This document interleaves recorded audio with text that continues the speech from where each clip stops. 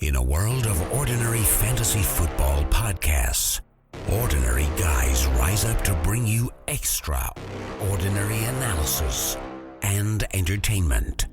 This is the Falafel House Fantasy Football Podcast with your hosts Kevin Cotillo, Sal Lito, and Stephen Marcus.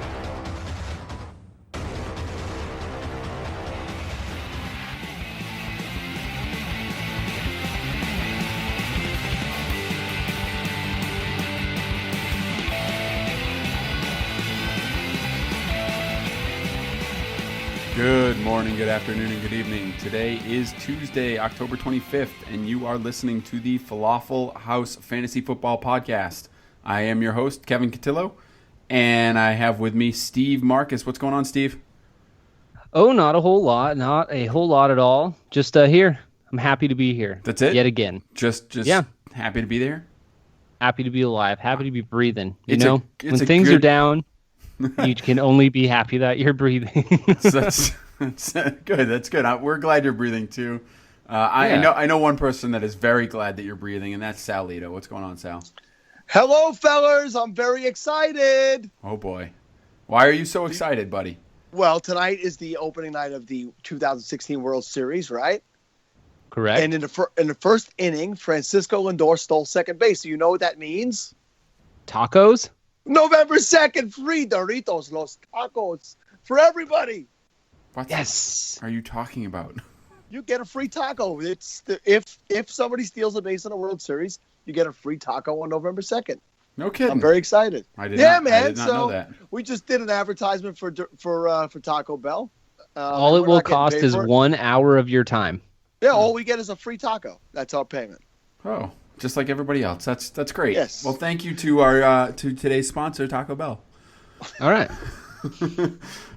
So we got a fun show. This is the free forum show that we do every week. Obviously, typically we're pretty strict in our schedule. We try to keep to a tight ship, but this is the one episode a week where we get to kind of relax a little, take it easy, take it all in, give you guys some fantasy advice in a nice informal setting. What do you guys think about that?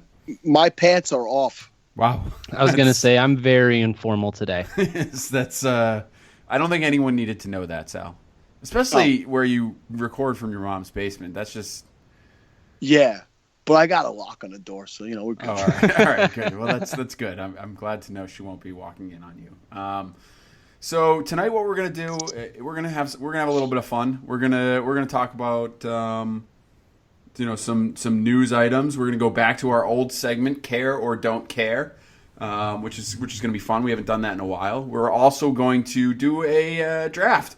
We figure it's been about a little over halfway through the fantasy regular season in most leagues, which go to week 13, and it's time you got a pretty good idea of what's going on in the league and who the good players are. So we're going to take some players that we think will be fantasy studs for the rest of the season. Obviously, there's only 3 of us, so it won't take us too long. We're going to do 5 players each. No real order of positions or anything like that. We will go in reverse order of falafel, but we'll get to all that in a minute. I want to start off with one quick question for you guys that I have, because today is Tuesday, so that means for us, waivers will clear overnight, and I need to get my waiver picks in. Who's your number one waiver claim today if you're making your claims? We'll start with you, Steve.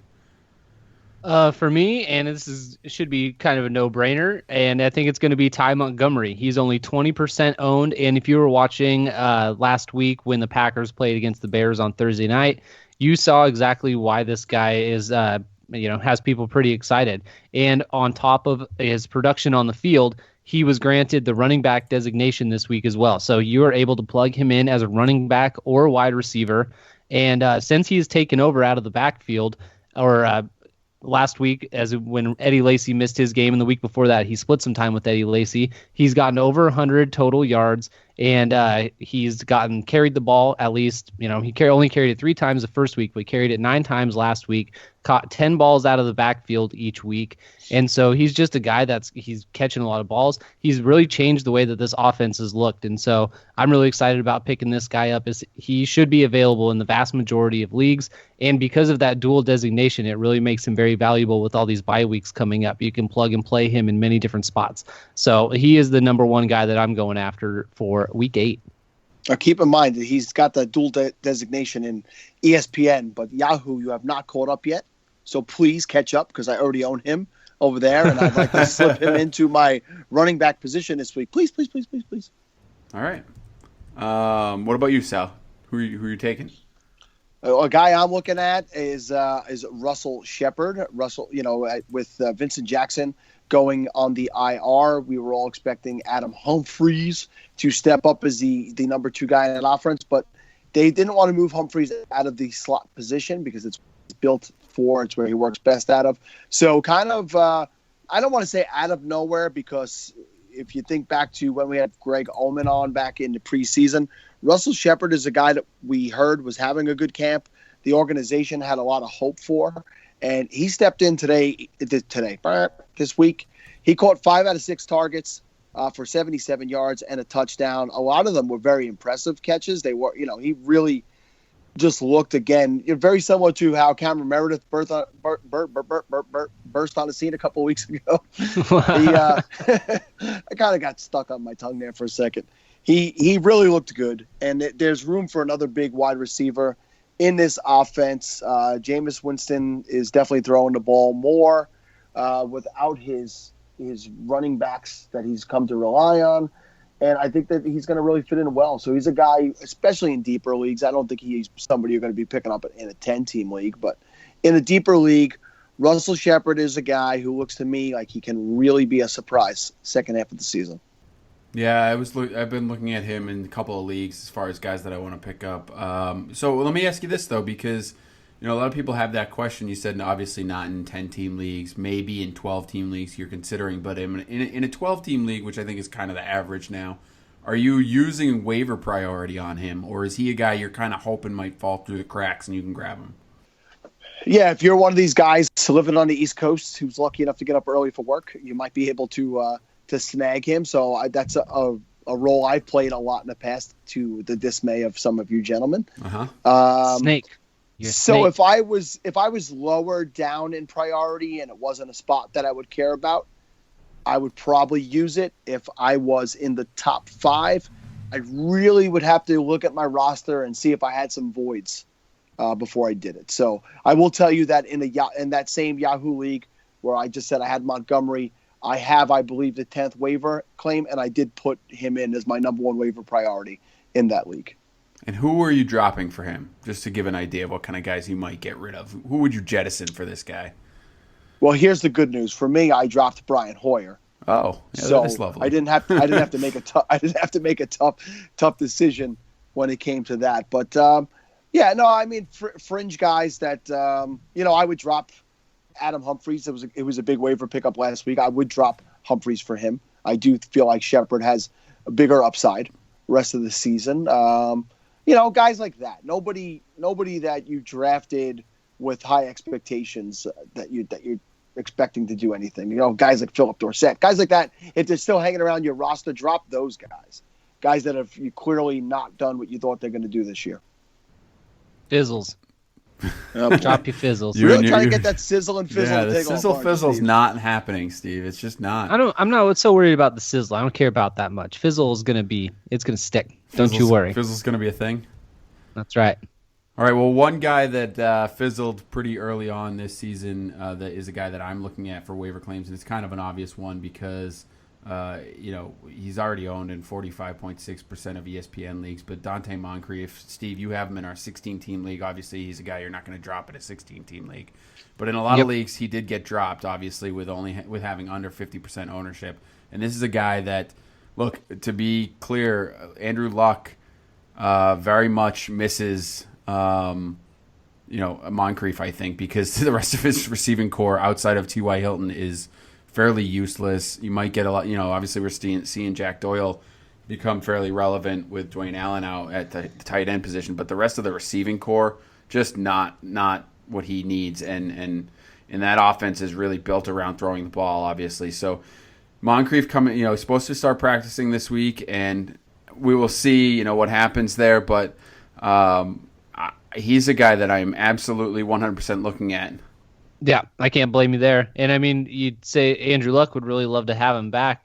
Andrew Luck is still right now the number 2 fantasy quarterback. So, I mean, just getting another weapon like Dante Moncrief, you'd assume can only help him. So it'll be really exciting to see what can happen when he does come back. I know I am looking forward to getting that extra oomph back in my lineup. I could really use the help. You need oomph? I need some oomph, man. Right. Although I think I just got a little bit in my lineup today. Is oomph legal in California? Is that? It's about to be. Massachusetts as well. All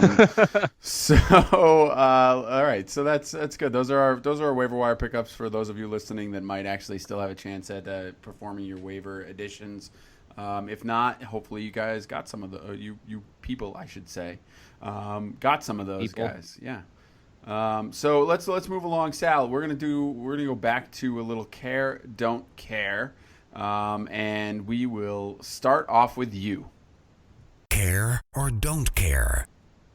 All right. So my first story that I chose to use tonight is Melvin Gordon. Melvin Gordon is a guy I have in probably, I believe, 3 of my many leagues, and he has served me well. His yardage has not been tremendous, but his usage has been absolutely tremendous, and he's getting a ton of touchdowns. So Chargers running back coach Ollie Wilson said the team could try to lighten Melvin Gordon's workload. We've got to do that for no other reason than down the road, you might look at his carries and you may say, hey, maybe that's going to be too much. So as a Melvin Gordon owner, if you guys own him anywhere, and if you don't, try to put yourself in that scenario. Do you care or don't care that they are looking to lighten Melvin Gordon's load? Steve? As a Melvin Gordon owner in multiple leagues myself, I do care, but I don't care in the point that I'm worried about it, where I think that's going to ruin what he's done so far. I actually am happy that they're considering doing this. Like you said, his yardage is not what has been keeping him afloat. So if he carries 4 less times a game and he's averaging probably right around 3 yards a carry, that's only taking away 12 yards of his production. He's still getting touchdowns, and I want him to be healthy enough to be able to get those goal line carries. So as someone that is held on to him for the most part, and I'm going to be using him going forward and, throughout the rest of the season, I'm happy to hear they're going to lighten up on his load a little bit, knowing that should help keep him fresh and keep him going for all those goal line carries and everything else going forward, because he's been great. I can't argue with you on that one. I'm trying to look at the numbers right now. It looks like he's carried the ball, 138 times so far this year in 7 games. So you're talking about just under 20 carries per game. And I mean, that extrapolates out to 315 carries, and I don't think that that's good for just about anybody at this point. I mean, you start to see guys get into that range of carries, and they break down, things happen, and to Steve's point, you're not really losing much because he's not really running for a great yards per carry, so it doesn't really matter when you're losing a couple extra carries, because he's definitely going to get those goal line looks, so I completely agree with that. Steve, why don't we move on to your next care or don't care?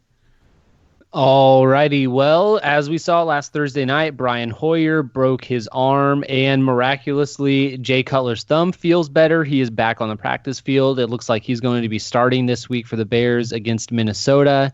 So for you guys, Alshon Jeffrey owners, Cameron Meredith owners, Jordan Howard owners, Zach Miller owners, all you guys, are you caring or not caring that Jay Cutler's back? I like that when asked if he feels he has the support of Coach John Fox, he says he doesn't really have a choice. I guess at this point, Brian's out, so I've got to go.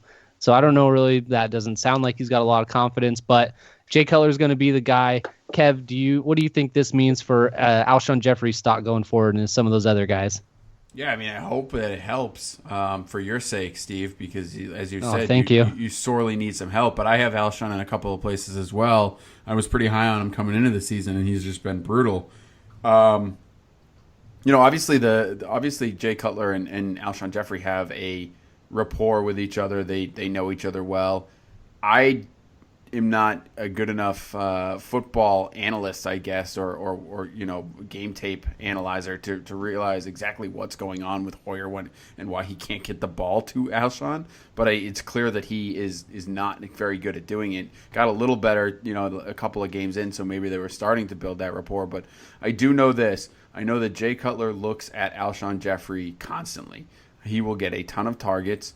Now, I know Sal may have some stats to refute that, but he will still get a ton of targets, and hopefully they will start connecting, and even more so, hopefully they'll start connecting in the red zone. So I do think it will have an uptick in Alshon Jeffrey's value because I expect that he will get into the end zone at some point this season.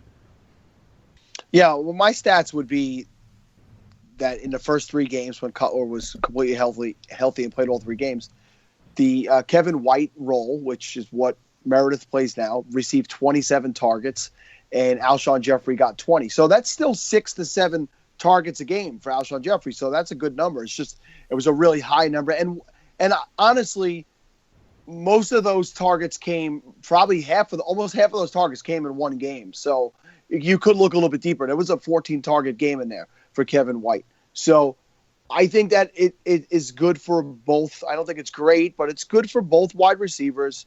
You're getting possibly Langford back soon. You might start getting a little bit of a 3-headed monster thing going on with the running backs. So they might lean a little bit heavier on the pass game. So, in any normal size league, 10, 12-team league, I don't think that Jay Cutler is somebody you're looking to save your season. But in a little bit of a deeper league, a guy like myself, for instance, who only carries one running back in Falafel, has Eli Manning and he's off this week, I may have to try to pick up Jay Cutler and use him this week. So he's relevant based on need. Unless you swung a deal for Alex Smith, just saying. You may want to look into that. Or Adam Kirk Humphries Cousins. Adam Humphries is right here for you, Kev. All right, so for me, you mentioned Jeremy Langford, Sal, and he's a guy that I want to know if you guys care or don't care about the fact that he's returning to practice this week. He missed the last 4 games, but it seems like he's back, ready to go for this week. Obviously, Jordan Howard's been the story while he was out. He's been carrying the load for the most part, although this past week, Kadeem Carey seemed to get more touches than him and be more effective with those touches. So I don't really know what's going to happen with this situation, but it is nice to see Langford, for me, who is an owner of Langford in a 16-team league where I really have not many other options. And, there's a lot of teams on bye this week, so he may be viable for some people. What do you guys think, though, with his return to practice? Do you care or not care, Sal? As the guy who owns Jordan Howard in that same 16 league, I say, take your time, Jeremy. You really want to make sure you're good to go before you get out there and go. I care about this, and I actually own Langford in another league, a dynasty league, and so it's going to be very interesting for me to see how it goes going forward. He had a tough week last week, Howard, but he was going against a tough run defense. Carey did run better than him, did look better than him in his touches, but the team's not going anywhere. This team is definitely not going anywhere playoff-wise. So I think this first week coming back, Jordan Howard owners will be okay to use him again, still in a flex role. He won't be an RB2 for me this week. But going forward after this, it'll be interesting to see how the touches are split. Yeah, super tough matchup against Minnesota this week, so you don't like that. And then they have the bye week 9. So coming out of that bye, it is really going to be interesting. It doesn't seem with the last performance that Jordan Howard, really, he didn't do much. Green Bay is a pretty solid run defense. And then, like Sal said, Kadeem Carey came in. So unfortunately, it looks like it could end up being sort of a 3-headed monster, which is just the absolute worst thing in fantasy football. So I agree with Sal. It's something to definitely pay attention to. Yeah, I wonder about his, brutal start to the season and then getting injured. He obviously played 3 games. He only had 3.7 yards per carry, and he only had the 2 touchdowns. Wasn't really a factor in the passing game either, which was, you saw him last year in the games that he was really effective, be involved in the passing game, and it really increased his value. So, but I wonder if it all possible that his production this year was limited by the injury. Maybe he had an ankle injury that got worse. I don't know. So I'm curious to see what he does. Definitely something to keep an eye on, because he's a guy that coming into the season, we've always said it's opportunity and when it comes to fantasy football, and he was supposed to be the guy. So we'll see if maybe he regains that role at some point this year. Sal, you have another care, don't care. Yeah, so this is a guy who, coming into the season, a lot of people were very high on this. People thought he could be an RB1 this year, and he never got quite started and then got injured, and that's Thomas Rawls. And Thomas Rawls is expected to return to practice this week. They do not expect him to be ready to play this week, but they are expecting him to be ready in 2 weeks. So, and to that point, an interesting comment that Pete Carroll made was that there's a difference in the offense with Rawls out, suggesting that maybe he really wants to get him back in there and get him touches. So, as a Christian Michael owner, do you care or don't care about him coming back, Kevin? And after you guys are done, I'm going to bring up a question that was asked on the Fantasy Life app today that has some, that could be affected by our decision here. So what do you say, Kev? Yeah, I mean, I definitely care about the news that he's coming back. It's been some people have been waiting for this for quite some time. So I can definitely, there's value there, just like Jeremy Langford, whether he was effective or not. And obviously even with someone filling in admirably in his absence, you still got to pay attention to it when the guy comes back. No question about that. So, yes, I care. I don't know what it's going to do, to be quite honest with you, because look, I think Seattle really does like this guy. I really think they wanted him to be the man, coming into this season, and he just was never quite right with the injuries to his foot and ankle, and never just couldn't take it over, and had to be shut down basically. So then you see Christian Michael come in and play really well. He really has. He's played very well, but I don't know that he's supposed to be the guy. I still don't think. Look, he's had a couple of really nice games. Against San Francisco, he had 20 carries, 106 yards, 2 touchdowns. And a 5.3 yards per carry average against, that's pretty much it. To be honest with you, if I'm looking at it, that the other games that he's been effective, he's done it in the passing game or he's scored, right? Against Atlanta, he scored 2 touchdowns, but he still only had 18 carries for 64 yards and a 3.56 average. Last week against Seattle. What am I saying? Against Seattle, against Arizona, he had 16 carries for 52 yards, no touchdowns, 3.25 yards per carry average. So, I mean, he's had a couple of games where he's looked really good, but he's also had games where he hasn't looked good. So, I'm not sure that he grabbed the role as much as everyone thought he did. I think that game against San Francisco really made everyone think that he was a lot better than he has been all season. Yeah, I don't have much to add to that. I was going to say the same exact thing. The games where he's not scoring a touchdown, his numbers are really pedestrian. It's the same thing everyone says for Melvin Gordon, that his yards aren't necessarily there, but his touchdowns are keeping him productive. I think that same thing goes for Christian Michael, but he's having these games where he's not scoring those touchdowns. He did have 3 very solid weeks in a row that Kev pointed out, but the games surrounding those are single-digit weeks. So I think that the door is definitely left open there. I think everyone would agree that the offense doesn't look anything like it did last season when Thomas Rawls was in and healthy and running really hard. So I think when Rawls is healthy and comes back, he is definitely going to have every opportunity to take this job back over. Okay, so then I think I probably already get your answer to this question, but I'm going to ask it anyway. So Seth D, who's a regular visitor to the Falafel House chat on Fantasy Life app, he asked me today, would I trade Christine Michael for Jay Ajayi? So with Thomas Rawls potentially coming back to take a piece of that offense in 2 weeks, is this a trade that you guys would make? You're getting Ajayi? You would get Ajayi for Michael, correct? Absolutely. Yes. There's not even a question. That's a hit accept before the guy realizes what he offered you. So I know Ajayi's got two 200-yard games. It's impossible not to know that if you play fantasy football. What do you guys think his value is the rest of the way? Is he an RB1? Is he a high-end RB2? And obviously no one's going to continue to rip off 200-yard games, but where do you think Ajayi falls out? I'd put him as a mid-range RB2. He does have some tough matchups going towards the later end of his season. He's got his bye week this week, so that takes him out for another week. And but he is the guy there in Miami. You saw Arian Foster retired. What? And He retired? Yeah. Oh man, sorry, I didn't. I knew we were trying to keep that late from on you. everything. Oh no, man, I'm sorry. And so he's the guy there. He's getting all the work. He's gotten 25 plus touches the last 2 weeks. He's going to be their workhorse, and they've won those 2 games. They've definitely looked a lot better when the offense has started to move through him. And imagine this, they're not putting it all on Ryan Tannehill's shoulders, so not letting him ruin and lose the game for them.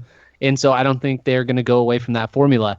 But the schedule is the only kind of worry that I'd have looking going forward with him. But I would definitely say mid-range RB2. Yeah, I'd put him in the probably high-end RB2, to be honest with you. I'd be a little higher than I'm on you, I guess. But that's it. I mean, you said it all as far as he is concerned. He's going to have the opportunity. He is the man. They will feed him the ball, and hopefully they realize that, when you only give him 13 carries, it's not really going to work out for you. But if you give him 25, good things are going to happen. So the only concern I have with Ajayi going forward is the breakdown and the injury. That's the one thing. The guy obviously hasn't been a picture of health throughout his career in college and in the pros. So he's a guy that if you're going to make an investment on, you might regret it just based on injury. But I do think with Michael, you're going to take that chance because in my mind, for what you got Michael for, you probably picked him up on waivers or drafted him late, and that means you didn't really put much stock into him. So if you're trading Michael for Ajayi, there's other guys that should be good talents on your roster, so you can kind of roll the dice on whether or not Ajayi might get injured there. And I will say one other thing to keep in mind with Chris and Michael, not only is Thomas Rawls coming back, but you saw C.J. Prosise got a little bit involved in the passing game this past week. He's a guy that just came off his injury to his hand, broken hand, so they're starting to work him in a little bit more. I don't think he's going to be too relevant in fantasy, except in maybe deeper leagues, but he is going to steal some of the passing downs. And if Rawls comes in and starts stealing some of the first and second downs or the clear run plays, then you're gonna see even less work from Michael going forward. So just something else to keep in mind as you are looking at the Seattle running back situation. All right, guys, let's move on. Let's get into this. We are going to do a little mini draft here. As I mentioned, we're going to go through some of the players that we think are basically top 15, I guess is really what it's going to boil down to here, because we're going to go in reverse order of falafel standings, which of course means Steve goes first. Hey. Because you are, what place are you in? If you've been tuning in the last few weeks, you'll know that I have been in last place, and this week I am happy to inform you that has not changed. So I am still in last place. You say that happily, eh? Yes. Like I said. Well, did you hear the opening? If you still got to be happy, right?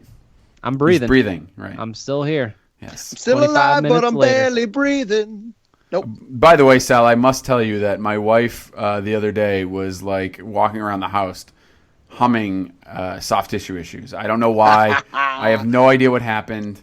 She's been infected. Yeah, it was just even more scary to me. I don't even know. I don't know what to do about it, but just thought I'd throw that out there for you. All right, so anyway, back to our little draft here. What we're going to do is, so Steve will go first, I will go second, and Sal will go third. It'll be a snake-style draft. You can pick any player you want from any position you want for fantasy purposes. We're not including kickers and defense because we don't really think they matter. And that's about it. You know, no holds barred. You can do whatever you want. So, Steve, why don't you kick us off? You will give us the player and give us your reasons. All right. Well, the first player that I would take off the board for the rest of the season might come as a little bit of surprise to you guys, but it's going to be David Johnson. No, you son of a bitch. Yeah, I one pick in and I already got sniped. What can I say? He has been everything and more that, I mean, you cannot be more happy with what you've gotten out of this guy this year. One of those first round picks that there was so much debate. Is he going to be what he was at the end of last year? Or is he going to be the CJ Anderson or the Jeremy Hill of the year before that, ruin your fantasy team? And he has just absolutely been everything as advertised. He's the only running back that is averaging over 20 points a game in 0.5 PPR scoring. He's averaging 22.9 points. He has scored 24 more points than the next running back, and he's the entire offense right now because Carson Palmer has been struggling. He's had his issues. He missed a game, and he just does not look like the same quarterback from the year before. So everything seems to be moving through David Johnson. He's only had one bad game so far against the Rams, and even in that game, he put up 124 total yards of offense. So just in a year where running backs are hard to find, hard to come by, that get this type of production, I'm definitely taking him first off the board. So you absolutely did snipe me. I'm not gonna lie. That was the guy that I would have taken. If I had number one overall, he'd be the guy that I would take as well. No questions about that in my mind. I think you made all great points about that.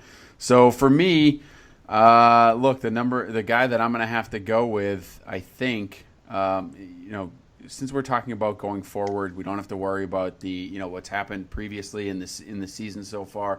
So the guy that I expect to take at number 2 overall going forward for the season, I think I'm going to go with Julio Jones. I'm a little, damn it, twice. Because, nice. in all honesty, I'm not going to lie. Le'Veon Bell is a consideration for me right here because I think just what he's going to do over the course of the final, however many 6 games that we have in the fantasy season, I think you're going to see that offense just run around him right now, particularly with Big Ben, who's going to be at least out for this week with the bye week, but going forward with with him being injured and banged up, he's probably going to be a little limited. So he's a guy I consider. But Julio Jones, you really can't argue with the production.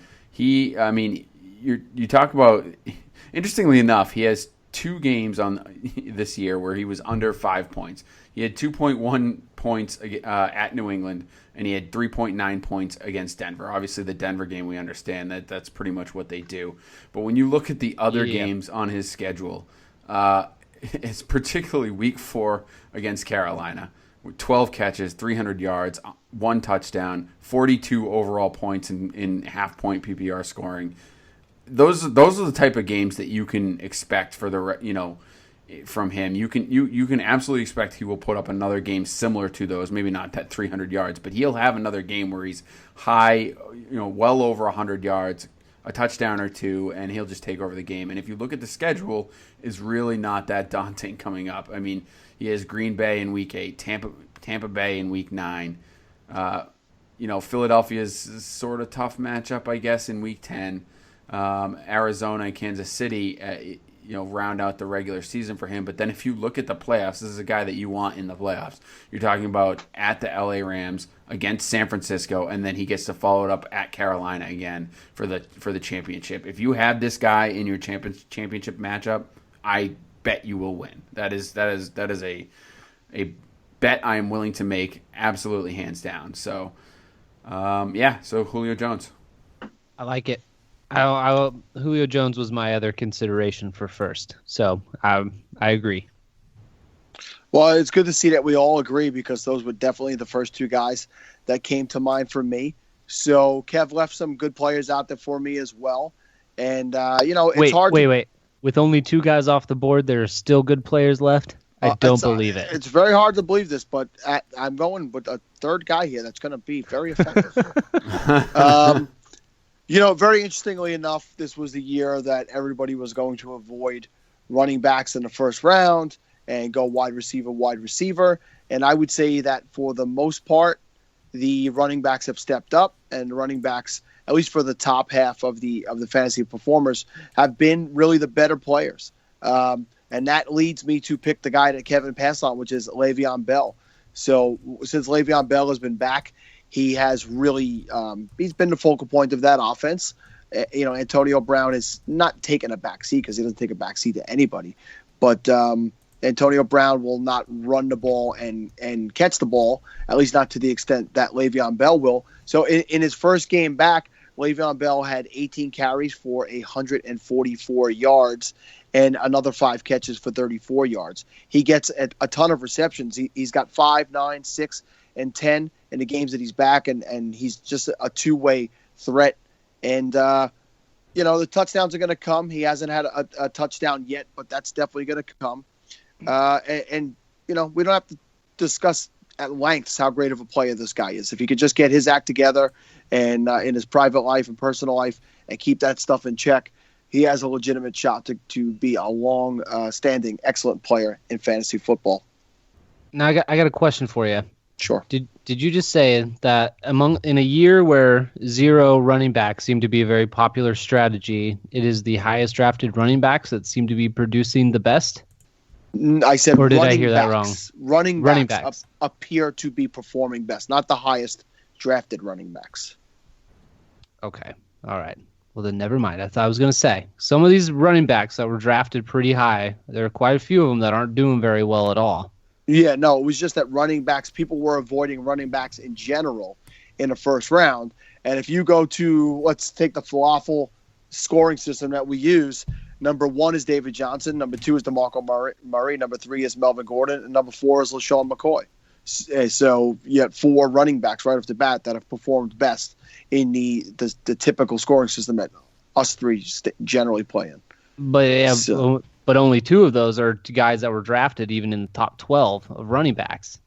Yeah, I think you're wrong. I know you weren't. I know that's not what you're saying, but you're saying those running backs, man, they're gonna get you killed.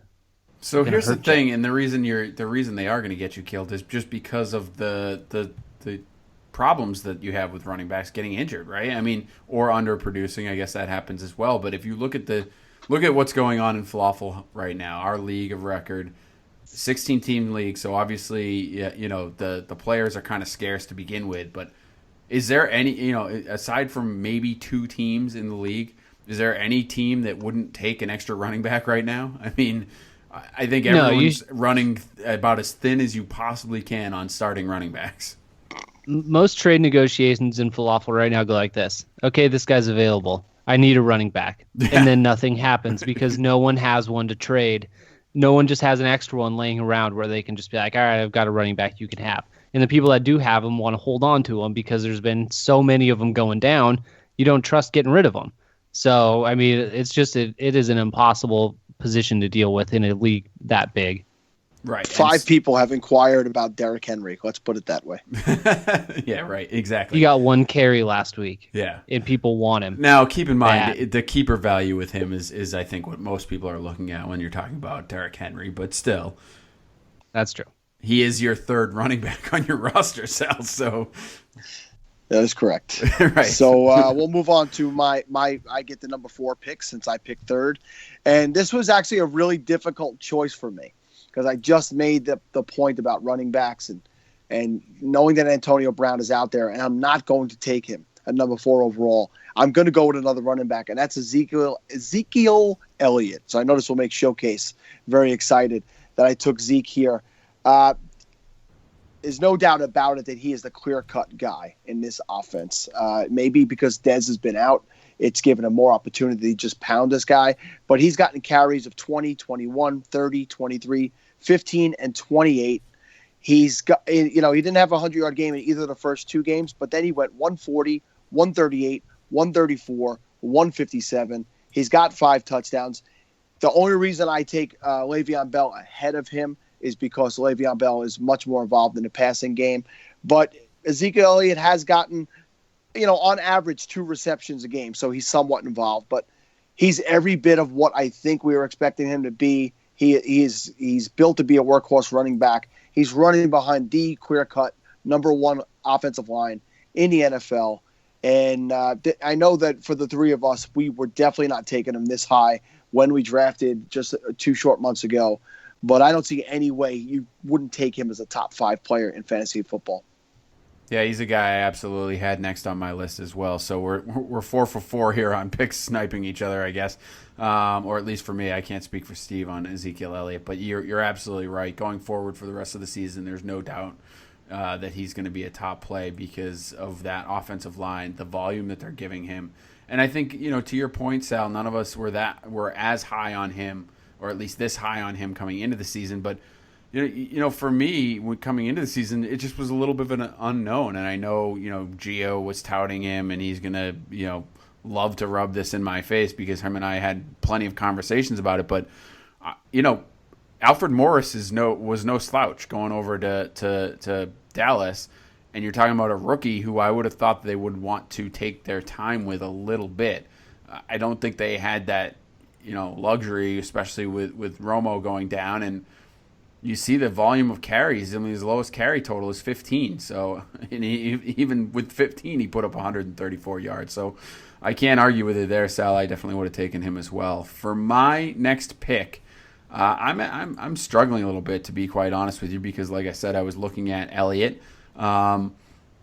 Given we have no position constraints here, and we don't have to fill out any rosters, I'm torn. There's a couple of wide receivers that I'm looking at here to complement my Julio Jones pick, and I think, interestingly enough, I'm going to have to go with AJ Green instead of I'm going to surpass Antonio Brown. I'm going to surpass Odell Beckham Jr. and I'm going to take AJ Green because I just think that he is probably the most rock steady receiver you're going to see in fantasy football this year. I think he that offense runs through him for the most part. They like the two running backs, and LaFell has had a couple of good games, and you see Boyd every once in a while. But there is no question in my mind that that AJ Green is Cincinnati's offense. I mean, a couple of games where he sort of disappeared, against Dallas in week 5 and against Pittsburgh in week 2. But if you watched the game against Cleveland, now granted I know it's Cleveland, but he had 8 catches, 169 yards, 1 touchdown. And I know one of them was on that big Hail Mary pass, but that type of catch is exactly the reason I'm going with him here, because I just think that he can make those types of catches and he can take over a game similar to the way I think Julio Jones can. You can see him just turn around the entire game and go off, and it doesn't take much to do it. I mean, his highest catch total is 12, and he had 180 yards and a touchdown for 30 points against the Jets, and that sort of shown the light on how bad the Jets are in the secondary. And again, I look at the schedule because I think there's some pretty good matchups on this schedule, particularly in the playoffs. You're talking about at Cleveland, the fantasy playoffs, I should say, Cleveland, Pittsburgh, and Houston. Houston, Houston's not bad, but I think those are great matchups to have in the fantasy playoffs. So AJ Green's the guy I'm going with here. Yeah, definitely can't argue him. He was someone that we all, really thought could take that leap into the top 5 and has definitely done that so far, obviously coming in number 2 in the scoring heading into week 8. So for me at the turn here, number 1 is going to be, I'll take the wide receiver that was the unanimous number 1 this year, Antonio Brown. Much with Le'Veon Bell, we don't need to go into how good Antonio Brown is on the bye week this week. Going forward, his schedule looks really nice. He doesn't have any matchups with the secondary that you really, are scared of. Does play Cincinnati in week 15 of the fantasy playoffs, which did hold him to 5.9 points earlier in the season. But you're assuming Ben Roethlisberger is going to be back in a few weeks. Should really help him out there. Even in this game with Landry Jones, he put up 7 receptions for 106 yards. He put up 15 points in fantasy. So I'm not really worried about that. I will be taking Antonio Brown with that pick. And this next one is, it's getting pretty tough here with the available running backs that are still there. You look at a guy like DeMarco Murray is really hard to pass up right now with the season that he's had and what he's got left forward. But I'm going to take another wide receiver and someone that I've just absolutely loved, and he's really hasn't let me down at all this year. Hold on one second. I already typed it in. Mike Evans. It is Mike Evans. Mike Evans. I love me some Mike Evans. The guy's been on fire this year. He just had a huge day on Sunday. His schedule going forward take out the Week 12 against Seattle, and he is just facing secondaries that he's absolutely going to tear apart. He's got New Orleans twice in the fantasy playoffs, and so I don't see this type of production slowing down for him. With Vincent Jackson going down, he is the primary wide receiver there. Even with Sal's boy Shepard coming in, it's going to be the Mike Evans show going forward. So I'm taking him. I love what he's done so far, and I think that continues throughout the year. Yeah, I don't know how you argue with Mike Evans' production. Number one in our league of record scoring for average points per game at 18.4. So you can't, wide receivers, I should say. So you really can't argue with that kind of production. He's when he's putting up more points per game than Julio Jones, AJ Green, and Antonio Brown. I think that it's interesting. I'm on the clock here, obviously, and I think it's very interesting that Odell Beckham Jr. hasn't been taken yet.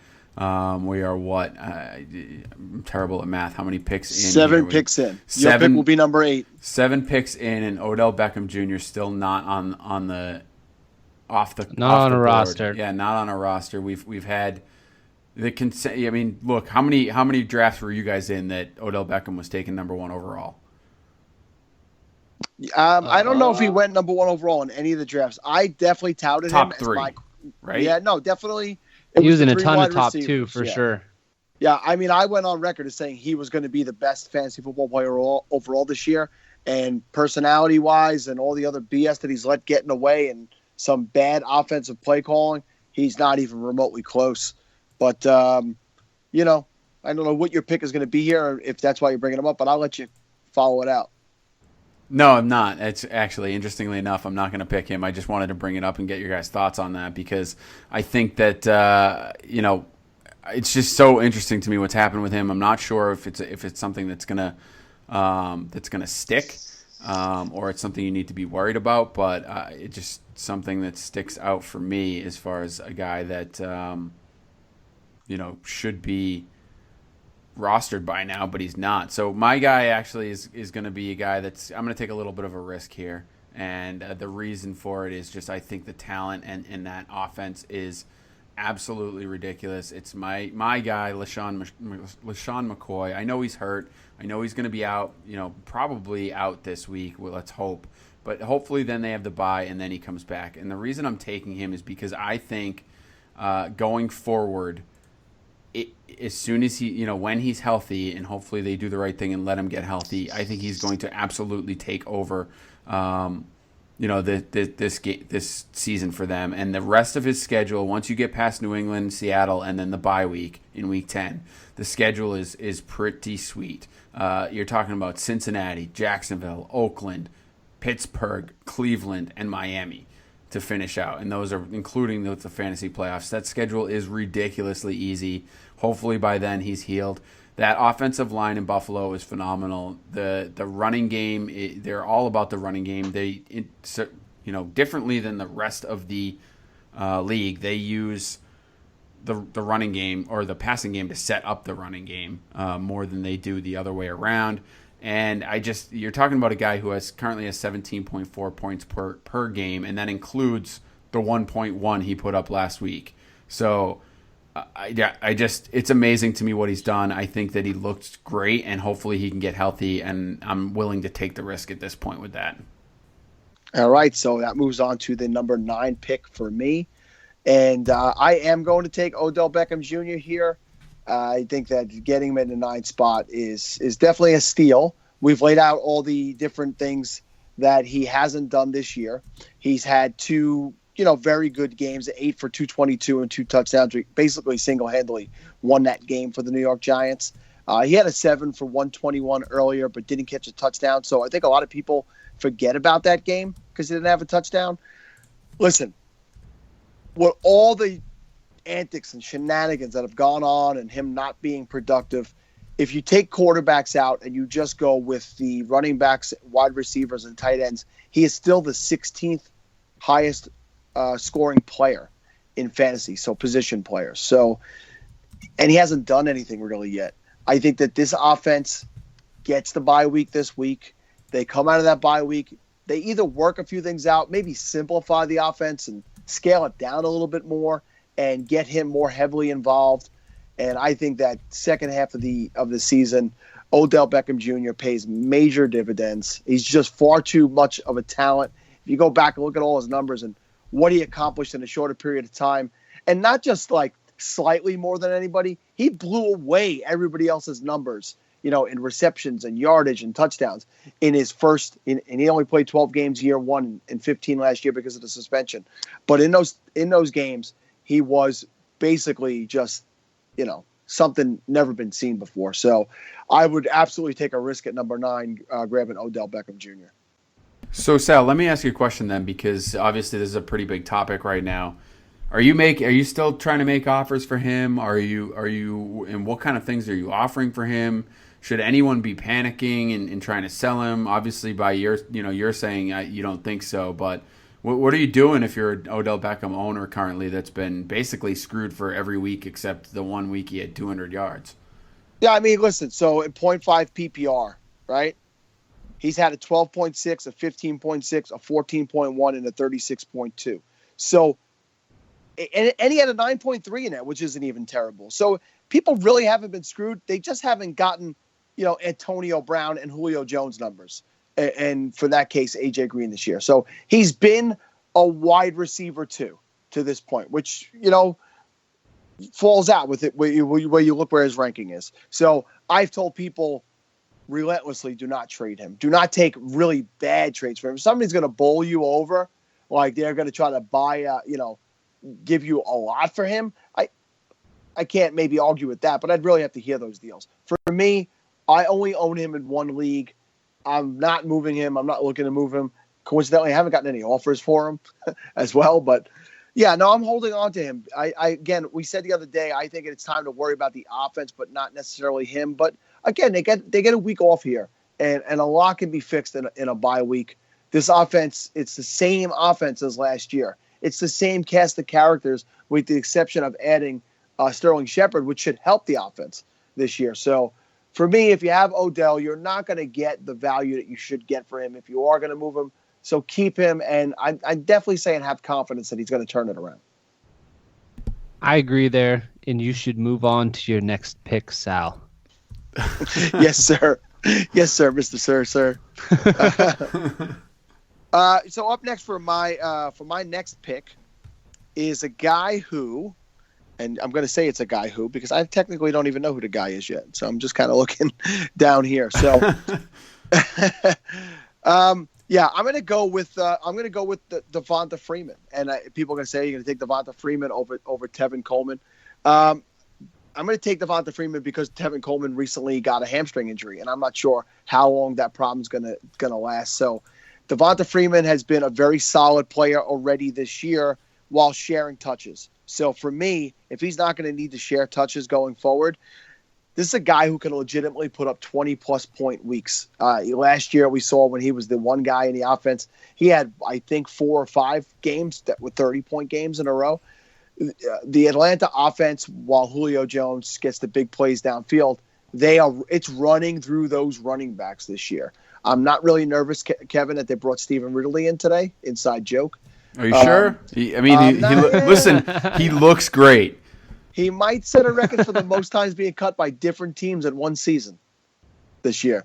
So, yeah, Devonta Freeman is a guy I sold on in the offseason, and I might be regretting it a little bit. He's really looked great when he's gotten the touches, and he's gotten more volume than Tevin Coleman has gotten. So I think that volume only goes up with Coleman out, and he's a guy I will absolutely take at number 10 and be happy with. Love the fact that the usage in the passing game for him right now. I mean, that's what he did last year that made him so great, and I think that's where he's looked really, really good this year. 28 targets, 22 receptions, 169 yards, and a touchdown in the passing game. That's pretty solid. My question to you is this, Sal. You passed on. I'm not so worried about Tevin Coleman, but Spencer Ware's still out there. Any consideration for your boy Ware here? I'll tell you first. Is it because he doesn't have a big name? Is that? That would be you, my friend. I'll be honest with you. The guy that I probably could have taken over him was DeMarco Murray. Yep. Yeah. But But DeMarco Murray's the guy who worries me from the standpoint of, does he slow down? Does he get an injury? And not that Freeman's been a picture of health, obviously. But I think when Freeman gets, if he's going to be able to get full focus in that offense, that he's a guy who can produce better than DeMarco Murray. Spencer Ware, for me, is a guy who, if I was confident that Jamal Charles was going to be relegated to like third on a roster, on the depth chart rather, that I would take him in the top 15. But because I even saw Sharkhandrick West getting a decent amount of touches, this is just the way that Andy Reid does it. It doesn't look like any one guy is going to get clear-cut touches. Ware has done a phenomenal job with what he's gotten, and he's a guy I highly touted.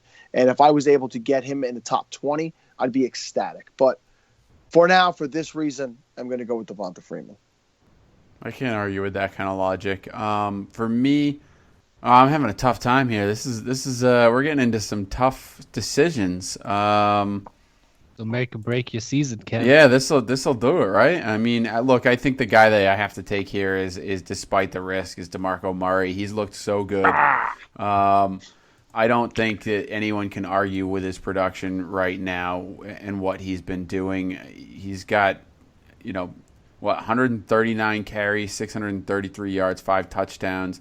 Also in the passing game, 27, 192, and 2 touchdowns. He's doing it all. The offense is using him pretty much exclusively, as we talked about. Derrick Henry had, 1 carry last week, so they're not really going to the Henry, the split backfield like we thought they might. It's all through Murray, and I think in that situation, you kind of got to ride him until it's over. And I'm willing to hop on that train right now because I think he's that good. The schedule is kind of up and down. I mean, he plays Jacksonville this week. Then you got an easy matchup against San Diego in week 9. Green Bay in week 10 scares you a little bit because they've been really good against the run. But then you come back against Indy and Chicago. The week 13 bye week kind of sucks. I will say that. Obviously, this is the first year that they have bye weeks in week 13, and owning anyone who has that bye week that you play on a regular basis, it sucks. It really sucks because that's when you're fighting for the playoffs in most cases. Not Steve's case, really. He's just say maybe Delaney Walker might be an important piece that you'll be missing the final week of the fantasy football season when you're fighting to avoid relegation. Is that? Fighting for a playoff spot and fighting to stay on the league, like what's more important, really? All right. I would give you that. I would. You know what? I might even trade you a tight end just to make that happen because I've got Doyle. All right. I've got Doyle. I'm doing all right. There you go. You are doing more than fine. So I'm going to roll with DeMarco Murray. His lowest point total in our league is 12.5. That's some pretty solid production when you're talking about a guy that in most cases was RB, drafted as an RB2, definitely. I think I don't have ADPs up in front of me, but where were you guys seeing him go? I think with 3rd or 4th round, right? In most cases. Yeah, I would say easily 4th round. Yeah. So. He was being drafted as RB19 in the beginning of the 5th in a 12-team league. So there you go. So, I think that's just incredible production, and I do expect it to continue. So, DeMarco Murray is my pick. So I have 2 very, very risky running backs on my roster here. Indeed. Well, I'm going to go with what many consider to be one of the least risky running backs coming into this season, and still available at 12th overall is one Mr. Todd Gurley. So I'm going to go ahead and take him there.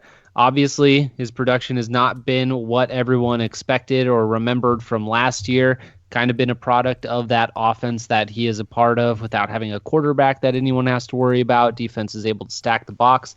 But when you look at his numbers, he's given you double digits the last 5 weeks. He's got 16 game with 16 points and a game with 20 points. Of course, the ones where he got into the end zone. So his production has been going up a little bit over the last few weeks, and he's on a bye this week. But going forward, you see that his schedule, he's got a playoff matchup with Seattle in week 15.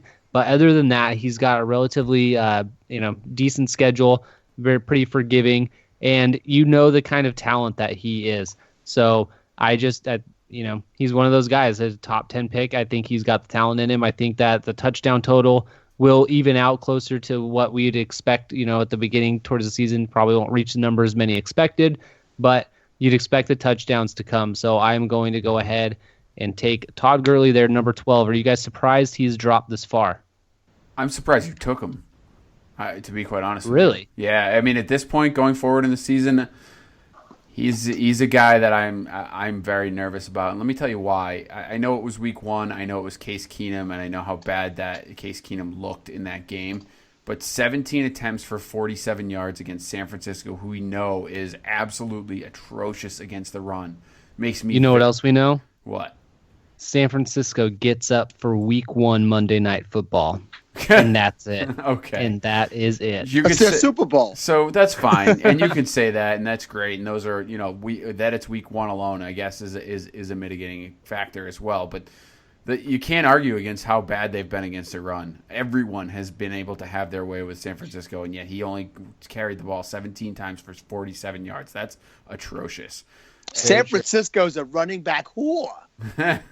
Listen, when you have San Francisco on your schedule for your running backs, you are absolutely excited and think you have a great chance to win your matchup. There's no question about that. And so I don't know. That makes me very nervous. And I guess I would ask you, what about this offense do you think is going to change? What's gonna be better that's going to open up running lanes or he's going to figure out? You hope that they work on some things in the bye week and just get things straightened out, get things worked out. I don't think much has changed from last year when they were just as bad in offense. They had many of the same pieces on their team, and he was still able to put up good numbers.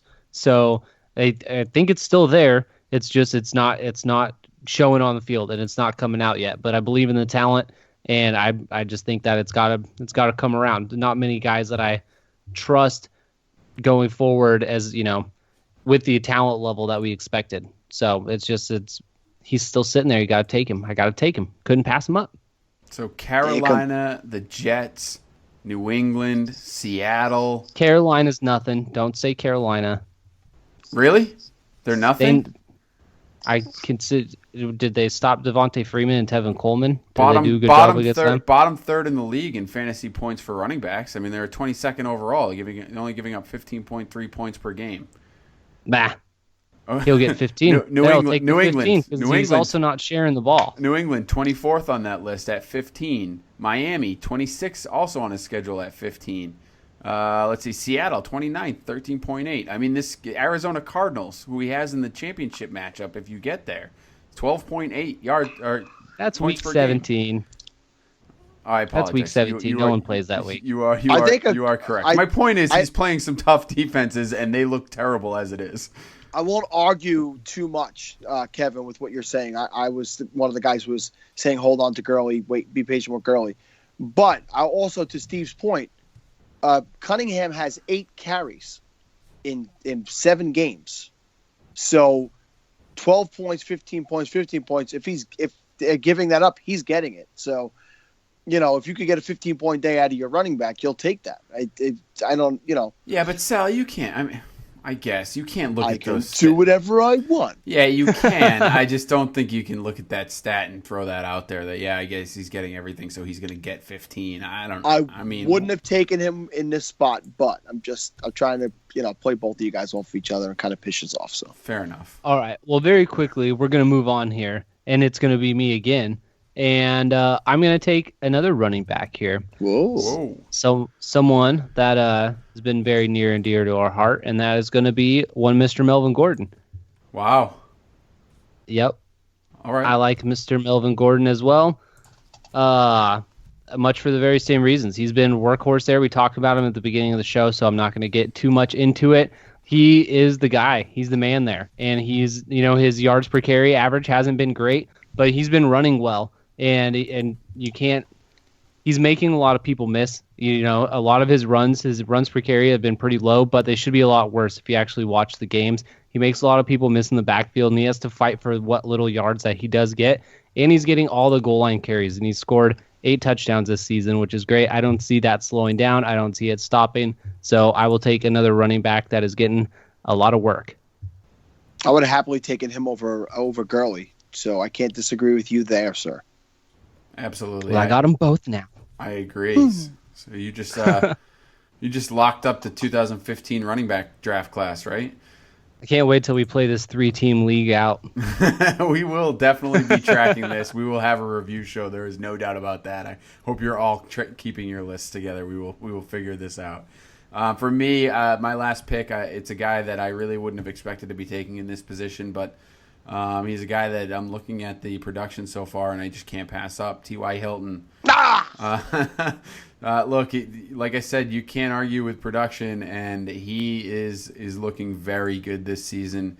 From a fantasy point perspective, again, I like to look at what are you going to get at a minimum? I think we all do that. 6 points is, in a couple of games is one against Denver. Again, like I said, you got to expect that, but and then again against Houston, which is also on the matchup on the tougher side, but the production outside of that is phenomenal.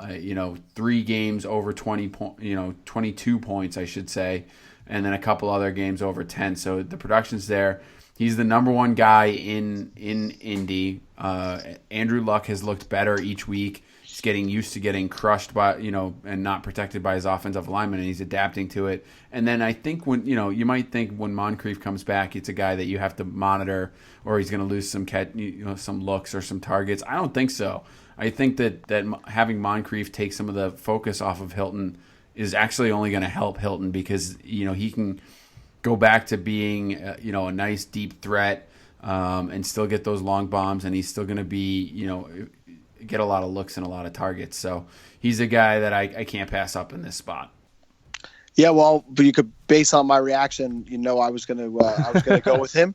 It was my last pick. That leaves me open to draft someone else. But he's averaging 16.5 points a game, which is 1 percentage point higher than Antonio Brown, who's 16.4. So, I mean, that sums it up for me right there. Yep, completely agree. So Sal, who's your last pick in this draft? So I know we're up against the clock, and I'll try not to be too long-winded, but that's really not my style. So I just want to point out to you that none of us has taken a quarterback, and that speaks to most of our, the way most of us play, which is not to take a running back in the first couple of rounds, because if you look at the guys on the top 10 list right now, Matt Ryan is atop that list, and you could have got Matt Ryan extremely late in your draft. Andrew Luck is at number 2. Yeah, some people will I have him as my number 1 pick this year for quarterbacks, but he could have been gotten in the 5th round or even later based how people felt on him. Matt Stafford, Derek Carr, Andy Dalton, Tyrod Taylor, Marcus Mariota. These guys are top 10 fantasy quarterbacks this year. So there's a reason why none of us have taken them today, and a reason why nobody really takes them that early in general. So a guy who I'm going to take it might be a surprise, but if you look at his production, much like Kevin just said with T.Y. Hilton, it's not going to shock you. He seems to have disappeared off of my screen. Here he is. I'm taking wide receiver Michael Crabtree, and Michael Crabtree is averaging 14.8 points a game. He's the number 6 ranked wide receiver. He is outscoring Larry Fitzgerald and Marvin Jones, guys who people have been super high on this year. Marvin Jones is, a guy whose name has been thrown around a ton based on his production. He has not outperformed Michael Crabtree. In 7 games, Crabtree has 14.2, 11.1, 14.2, 30.3, 12.2, and a 19.6 game in there. He did have 1-2. Yes, he did have 1 2-point game against Kansas City, but 1 stinker in 7 weeks. The reason I would take him, and I'm a guy who owns Amari Cooper in Falafel, and the reason I would take Michael Crabtree is because he is an NFL wide receiver, which Amari Cooper has not learned how to be yet. He's got all the talent in the world, Amari Cooper, but he does not know how to get his feet down in the end zone. He does not know how to, extend a route and get open. He's still learning. Amari Cooper is on the come. He's a guy who will be phenomenal for years to come. But right now, Derek Carr in a pass-first, pass-happy offense, he trusts Michael Crabtree, and I fully expect that this production will continue going forward. They do play. They play Tampa this week. They have a tough matchup with Denver, but then they have Houston, Carolina, who's given up a ton of yards to wide receivers this year. Buffalo, Kansas City, San Diego, and Indy in the fantasy championship. So Michael Crabtree, I know it's a shock at number 15, but based on what I've seen, I would take him. All right, so that about wraps it up for our mini podcast mock draft. Obviously these are guys that we were pretty high on for the rest of the season. So I think you can take this list. It was a lot of fun doing that, but I think you can take this list and kind of use it to see maybe these are guys you want to target. Particularly guys on this list like OBJ or Gurley, if you agree with Steve, and you want to go target these guys because their value is a little lower than it should be. So hopefully you enjoyed that, and we're going to get to some final thoughts. Steve? Alrighty, thank you everybody for sticking around, and as always, you can find us on pretty much all the social media everywhere. Just search for Falafel House. Find us on Twitter at Falafel House, Facebook, like the page there. Find us on Instagram, and as always, go to falafelhouse.com. Check out all the daily fantasy content that comes out all the time. We had Craig's Monday rant come out yesterday, and so we got all that kind of fun stuff, waiver articles, all that good stuff. So make sure to check it out. Sal? In addition to all that, Thursday night football is a fun time to be in the Falafel House chat on the Fantasy Life app. Even when the games are stinkers, those primetime games, we seem to have a lot of fun, sometimes at the expense of the players. It's just a good hang. So if you're watching a game and your phone is handy, get in the Falafel House chat for any primetime game and join in the fun. Kev? Yeah, I just want to say thank you to everyone who's listening all this way through as well. And just want to remind you guys, we would love to see some reviews. So if you haven't yet, but you've been listening, you're slacking. So get onto iTunes or wherever you get your podcast and go give us a review. It really helps us out, not only to see where we can improve, but also it just makes us look better when you say good things about us and helps us out in download. So if you could do that, we would be greatly appreciative. We will be back with you on Friday morning, Thursday night recording. And until then, Steve, hit the button.